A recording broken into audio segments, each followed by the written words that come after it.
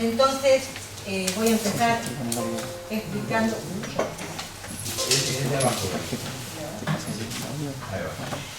Y como les dije, como la resistencia antimicrobiana tiene muchas aristas para tocar, y casi siempre lo que predomina es que la englobamos o la hacemos sencillamente, la enunciamos sencillamente diciendo que es por el uso y abuso de los antimicrobianos. Yo hoy quiero comentarles otros condimentos que colaboran a esta resistencia antimicrobiana, aparte del uso o abuso, o cómo puede funcionar ese uso y abuso. Entonces, lo primero que tendríamos que empezar a charlar o a conocer son los nuevos conceptos que tenemos que tener cuando hablamos de resistencia antimicrobiana. Y el primero es el concepto de resistoma. ¿Y qué es el resistoma? Es el conjunto de todos los genes que directa o indirectamente están involucrados en la resistencia antimicrobiana. Ese resistoma, un señor que fue el doctor Gerard Wright, lo diseñó con esta figura. Y en esa figura ustedes tienen que hay una zona roja que se llaman precursores de la resistencia o protoresistencia, una zona que se llama donde están alojados los genes de resistencia intrínsecos, uno que es el medio ambiente y por último tenemos el clínico. El que está en rojo, que es el precursor de la resistencia, es el menos conocido, pero al que le tenemos que dar importancia porque tiene como el origen filogenético de los genes de resistencia.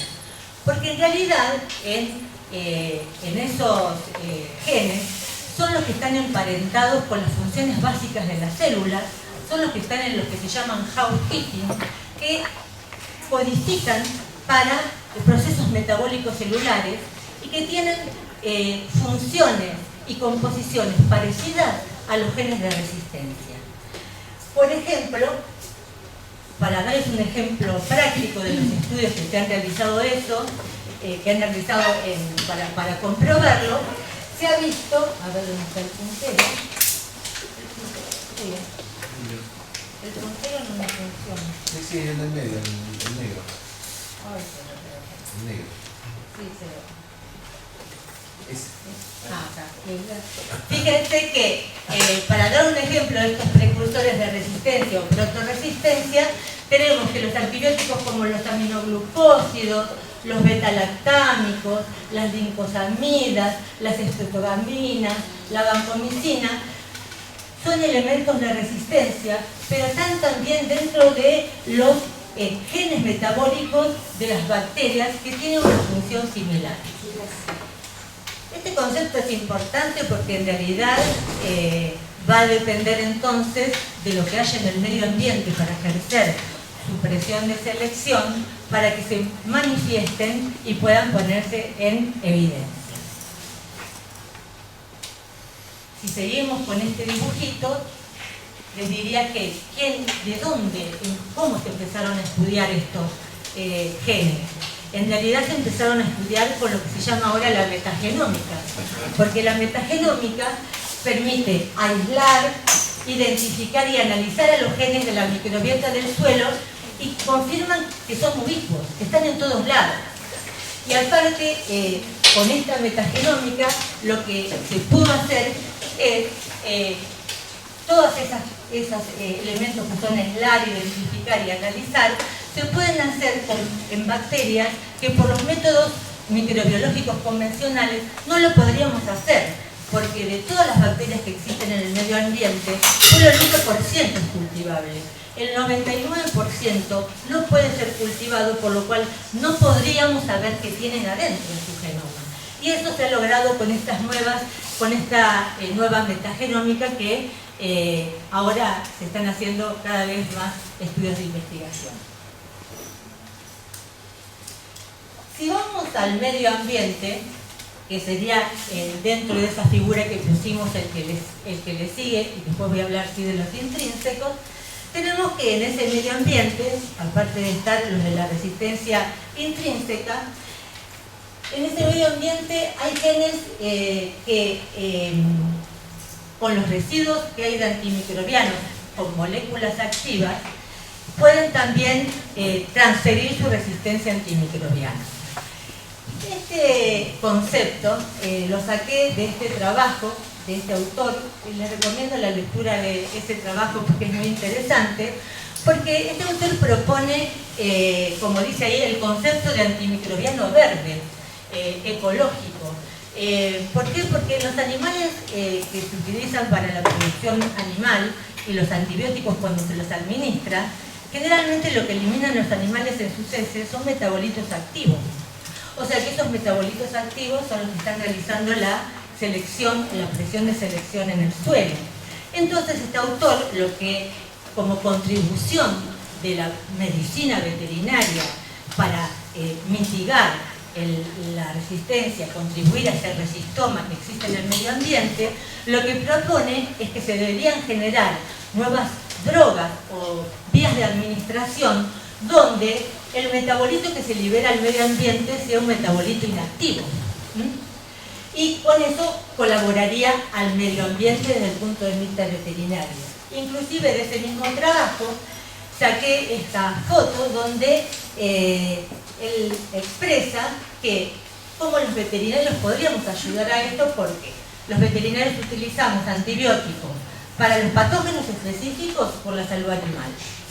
También se utilizan por medio de la cadena de alimentación los patógenos zoonóticos que tienen que tratarse. Y todo eso hace a que el medio ambiente tenga la colección de los genes de resistencia donde estamos involucrados en lo que se denomina una salud. Hombres, animales y medio ambiente. Aparte en ese medio ambiente de tener esos residuos de antimicrobianos, como recién dijimos, hay metales pesados. Los metales pesados, como el zinc y el cobre, se utilizan mucho, por ejemplo, en la producción porcina para colaborar en el crecimiento de los cerdos. Y esos metales pesados también se eliminan al medio ambiente en forma activa. No es que hay una degradación, se eliminan por orina y por materias fecales. Y también hay una coselección de genes de resistencia que involucran tanto a los antimicrobianos como a los metales pesados. Y estamos haciendo otro tipo de selección que está en el medio ambiente. Aparte de los agentes biocidas, aparte de los metales pesados, ¿no? Y fíjense, estas fotos son muy representativas de lo que puede tener un medio ambiente del suelo, donde se le dan metales pesados, antibióticos, y todo esto es lo que está constituyendo el resistoma medioambiental, el que se está tratando de estudiar ahora con la metagenética. Todos esos genes del resistoma ambiental se pueden movilizar por mecanismos de transferencia horizontal, tanto a bacterias patógenas como no patógenas, y ya vamos a entrar a llegar al resistoma clínico, que a veces es el que más nos interesa y descuidamos a eso, por medio de lo que se llama moviloma. ¿Qué es el moviloma? El moviloma en realidad es una forma de movilización de genes de resistencia, que hacen que todos esos genes estén en el medio ambiente, confluyan y que de eso salgan lo que se llama el resistoma clínico. Que fíjense que dentro de esa gran esfera que representa a lo que es el resistoma, es la mínima parte. El resistoma clínico en realidad comprende los genes que son típicamente asociados a la resistencia en patógenos humanos y animales. Somos lo que nosotros registramos en el laboratorio con nuestros análisis, primero fenotípicamente y después genotípicamente. Pero fíjense, que no voy a decir que es un punto en el espacio, pero que es la menor cantidad de genes. Otro de los conceptos que tenemos que tener, aparte de resistencia, que estaba dentro del resistoma, es la parte de las bacterias, de los genes que las bacterias tienen para ser resistentes intrínsecamente. Esto también se va a hablar en el taller, porque muchas veces nosotros prescribimos antibióticos o probamos antibióticos en el laboratorio Y quizás la bacteria, por eso es tan importante, y ya se lo van a comentar en otras charlas, es importante saber su especie, porque este concepto de intrínsecamente resistentes es específico de especie. Entonces, esos genes que, por ejemplo, los tienen porque no tienen la diana, porque tienen enzimas o proteínas que protruyen el antibiótico hacia afuera, como las bombas de flujo. Son genes de resistencia que los tienen esas bacterias y que se pueden diseminar y que ayudan también a ese resistoma. Otro concepto, y ahí ya vamos entrando a algo que ustedes conocen muy bien, es que todas las bacterias son capaces de adquirir resistencia a los antibióticos mediante cambios en su genoma a diferentes niveles. Todas son capaces de hacerlo. Y lo que vamos a ver aquí es que la transferencia horizontal de genes es el mecanismo que le permite el movimiento del material genético en forma horizontal o lateral. Es también conocido por ustedes. Y este mecanismo, la principal estrategia que tiene la bacteria para adquirir nuevos genes, es favoreciendo esa diseminación en organismos tanto próximos como distantes filogenéticamente hablando. O sea, que no se quedan con el que está al lado. Como manera de repaso y para que no nos olvidemos, no les voy a hablar de genética microbiana, pero sí a recordar cuál es el mecanismo clásico de la transferencia horizontal de genes, que son por transformación, transducción y conjugación, y que en la mayoría de los casos esos genes se transmiten horizontalmente por lo que se llaman elementos genéticos móviles. Esos elementos genéticos móviles que son pedacitos de ADN, son secuencias o segmentos de ADN que codifican parenzimas o proteínas específicas que le permiten a la bacteria movilizarse, y esto es importante, tanto dentro de la célula, que sería una movilidad intracelular, como entre las células, y eso sería una movilidad intercelular. O sea que ese movimiento puede llevar a la promiscuidad en realidad que existe entre las bacterias de pasarse los elementos. Y también entre ellos hay elementos, hay tres principales que son los que más tienen importancia en lo que es la resistencia antimicrobiana, que son los tramposones, los integrones, y me voy a detener un poquito en los plásmidos, que son los que más diseminan la resistencia antimicrobiana, con los que más tenemos que acordarnos su función. Porque ustedes recordarán que los plásmidos se replican independientemente de la célula, tienen otra dinámica, otro tipo de copias, y que aparte pueden llevar tanto genes de resistencia como de virulencia, por ejemplo, o conllevar muchas cosas. Y sobre todo, como puse ahí, uno de los principales vectores para la transmisión de genes de resistencia antimicrobiana. Y también, se lo dije, podía estar asociado a llevar otros genes de resistencia a otras cosas, principalmente virulencia. Tienen un papel crucial en la diseminación de la resistencia en los patógenos clínicamente relevantes. Ahora nos metemos en el resistoma clínico ya. Y esto es muy importante porque muchas asociaciones, plásmido-bacterias, producen lo que se llaman clones exitosos, o a pesar de que los plásmidos, se habla del fitness o coste que tiene conllevar a una bacteria, el plásmido, poder darle la energía para poder replicarlo y demás, muchos de los plásmidos hacen un trato, digamos, yo digo sí, un trato con la bacteria, ¿no?, para producir clones exitosos y crean lo que se llaman las superbacterias, que cuando contienen ese tipo de plásmidos conllevan en realidad un montón de resistencias a los antimicrobianos. Este dibujito es para hacerle una síntesis de lo que es la resistencia antimicrobiana. Para no hablarle de todos los mecanismos que son archiconocidos, en esta figura encontré, pensé que se iba a ver mejor, pero en este lugar tenemos todos los mecanismos que se pueden encontrar, que son archiconocidos por ustedes, que son los mecanismos que tienen las bacterias o de adquirir resistencia antimicrobiana por mecanismos de flujo o de permeabilidad, por cambios en la diana o en el sitio activo, por cambios en la posición esteárica, digamos, de la composición molecular del antibiótico. Y por el otro lado, tenemos que recordar que hay lo que se denominan mutaciones. Esas mutaciones que llevan a la resistencia antimicrobiana pueden ser o mutaciones puntuales o las que estuvimos hablando recién, que son de transferencias de genes por vía horizontal, como un recordatorio de dónde venían esos mecanismos de resistencia a los antimicrobianos. Por todo lo que les dije recién, en realidad es como por lo que se está abordando a la resistencia antimicrobiana en el marco de una salud, es como lo tenemos que mirar. Hasta ahora, de lo que llevo hablado, casi siempre no hablamos de una especie, ni de un género, sino de casi todos los nichos ecológicos, involucrando también al hombre y a los animales. Y es por eso que la OIE, junto con la OMS y la FAO, promueven este tema para tomarlo como una salud.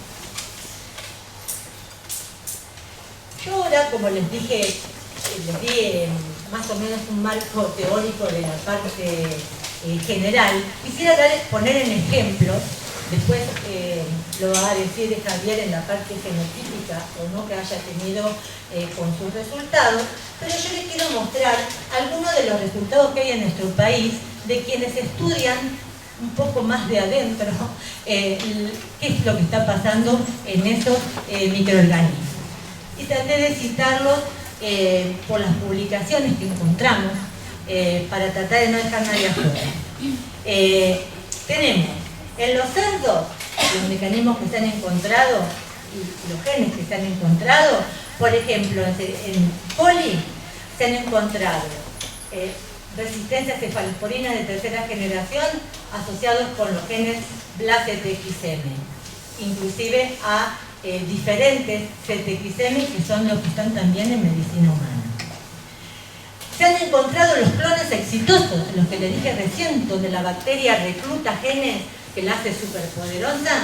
Por ejemplo, el clon 131 y el ST95 son clones de Escherichia coli extraintestinales que son muy importantes en medicina humana y se encontraron en cerdos en este estudio. O sea que se están diseminando también en las heces de los cerdos al medio ambiente.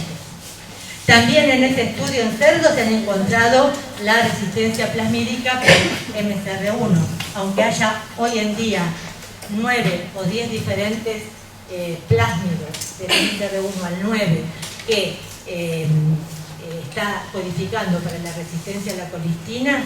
En este momento el que estamos encontrando más, por lo menos a nivel de cerdos, es el MCR1.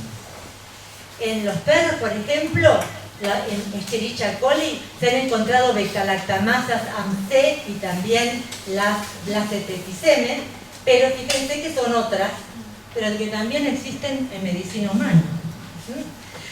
Son casi todas plasmídicas, si bien cabe aclarar esto.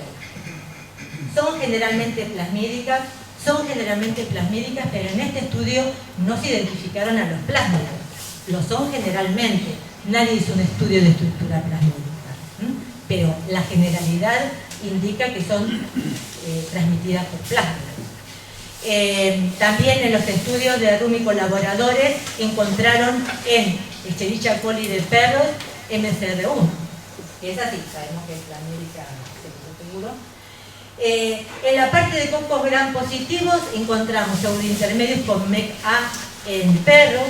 En equinos, Staphylococcus aureus, con una cosa muy importante. Se encontró en los Staphylococcus aureus de equinos sanos, como reservorios, se encontró, por ejemplo, que aparte de tener este MEC-A, tienen el tipo de Staphylococcus resistente a la meticilina de la comunidad que circula en medicina humana, que es el de 30. O sea que esos caballos se están llevando en sus fosas nasales los Staphylococcus aureus, que llevan enfermedades a nivel de la comunidad de la resistencia antimicrobiana. Aparte encontramos genes de meticilasa ribosomal inducible para la eritromicina. Hace poquito encontramos el primer, hacía rato que lo estábamos buscando, en cerdos, también estafilococos resistentes a la meticilina con el gen MEA. Por ejemplo, en pollos han encontrado, creo que fueron los primeros estudios donde se corroboraron en Escherichia coli el gen MSR1, cuando empezó el boom de la diseminación a partir del 2015 en China del gen MSR1. Este fue el primer grupo de investigación que a nivel veterinario encontró en pollos la presencia de este gen. También se encontraron en pollos parrilleros, bovinos y porcinos coli con diferentes genes que pertenecen a la resistencia a la tetraciclina, tanto sea por el flujo o por protección lisosomal, y aparte en ellos pudieron corroborar la presencia de plásmidos en 61 de las 61 cepas de los estudios.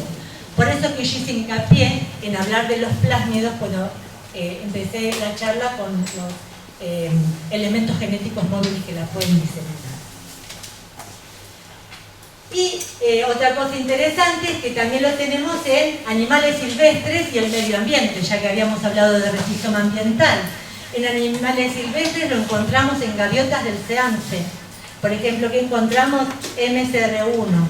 Esto es importante porque este trabajo fue en colaboración con un grupo de biólogos que está trabajando en eso, y por ejemplo ellos nos explicaban que las gaviotas que están en el SEAMSE, en Ensenada, cerca de donde nosotros vivimos en La Plata, son aves migratorias que llegan con su vuelo hasta la bahía de San Bolombón. Y la relevancia de esto, de encontrarlos ahí, es que los deben sacar de los basurales, porque el SEAMSE es el lugar donde se hacen los residuos de toda la zona de La Plata, de Iso y Ensenada. Por ahí no conocen las áreas, en la zona geográfica donde habitamos nosotros, ¿no? Y fíjense hasta dónde llegan las gaviotas con su vuelo para diseminarlo. Otro estudio que hicimos fue en aguas de río también de nuestra zona, y fíjense que se encontraron también CTXM y MSR1 plasmídico.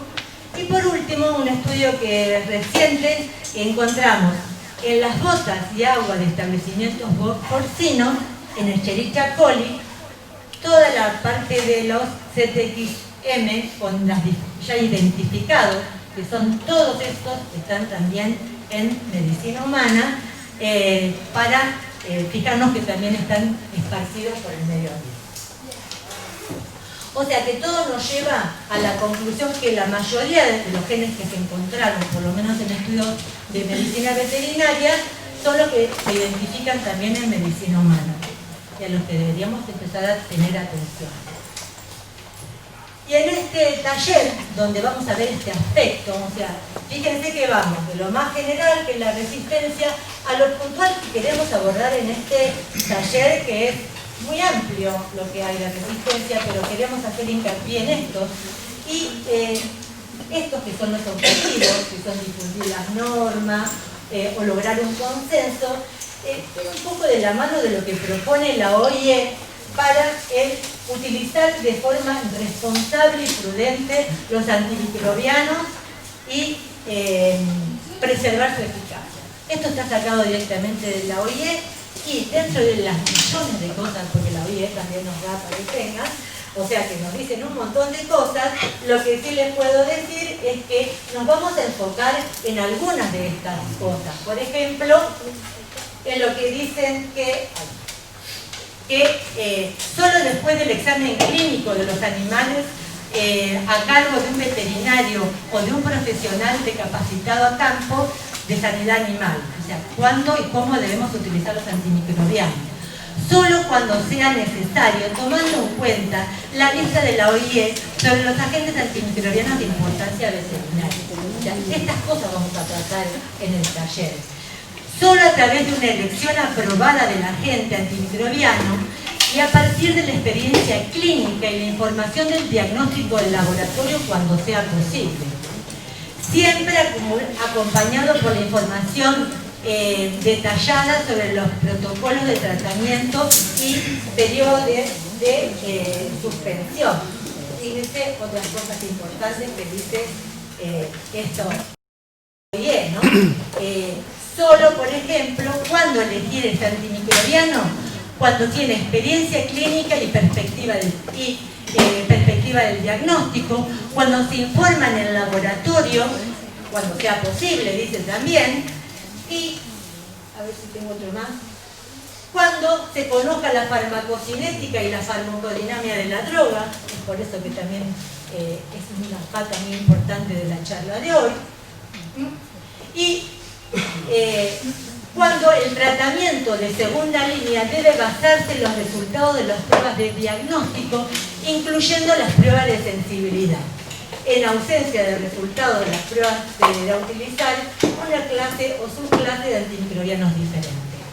Todas estas cosas que dice la OIE es las que vamos a tener que tratar en el taller para ponernos de acuerdo, ya que están escritas ahí, pero nosotros tenemos que llegar a un consenso de lo que pasa en nuestro país con los antibióticos que tenemos y con nuestras propias problemas. Es por eso que esta jornada recién empieza y voy a dejar al que sigue el mando para que lo sigamos informando. Muchas gracias.